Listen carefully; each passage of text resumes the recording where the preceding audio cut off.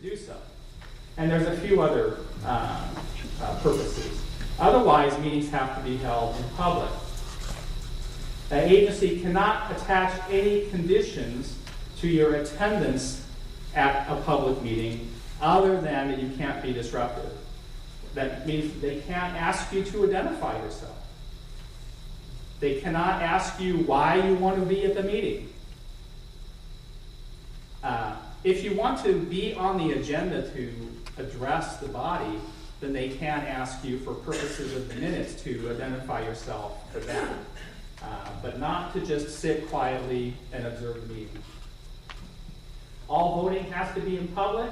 There can't be any secret ballots. There have been instances of, passing slips of paper and those kind of things. No, can't do that. It doesn't matter whether the vote is a voice vote or a vote by show of hands or a roll call vote, but it has to be done in such a way that the public can tell how the members of the board voted. The law requires meeting times and places to be published.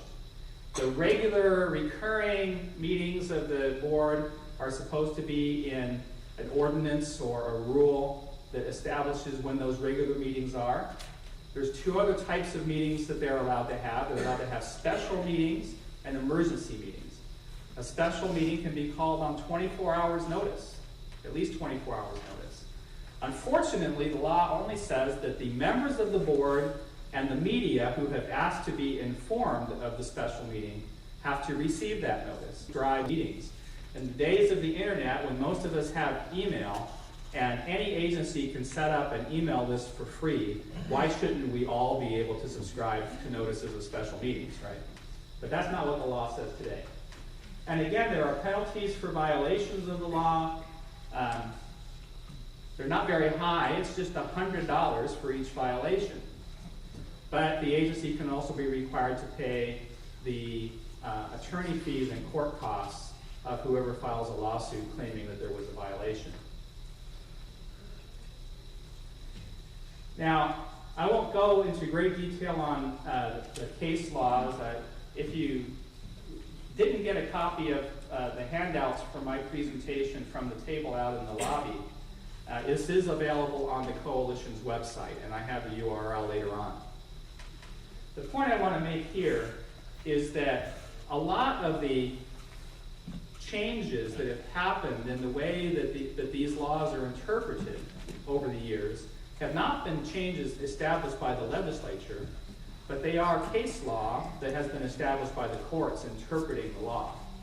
And a lot of the significant issues that we deal with in the Coalition in terms of advocacy for open government is trying to undo some of these, what we think are flawed interpretations that have been established by the courts. So I'll skip past those. The Public Records Act, the Open Public Meetings Act, are part of a whole series of laws, which I like to call the web of trust.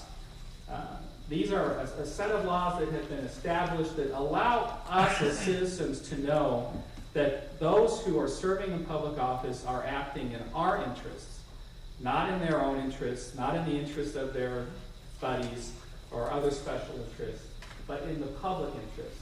And that includes things like open courts, which is a constitutional provision, open legislative processes, the campaign finance and personal finance disclosure parts of the Public Disclosure Act, and the lobbyist disclosures in the Public Disclosure Act. We have executive and legislative and municipal ethics acts, whistleblower acts, the Administrative Procedure Act, which establishes open rulemaking processes, and public input provisions in a number of other different types of laws, and the Appearance of Fairness Doctrine. All of these things that have been established over the last few decades are intended to enable us to trust that the government is operating in the public interest. The Washington Coalition for Open Government, as Patience mentioned, is a nonpartisan, nonprofit organization dedicated to preserving, extending, and defending the open government laws. And in fact, we also pay attention to all of those other acts that I talked about whenever a modification to them is proposed in the legislature. We're made up of citizen activists, representatives of government, business, labor, media, law, and public policy organizations. We do our work in 4 major areas. Number 1 is education, and that includes public forums like what we're doing here, but also we have a speakers bureau, we have legal seminars where we teach attorneys about these laws in a much more structured and formal way. We have a website with a wealth of information and a number of publications, and we do op-ed articles for newspapers around the state.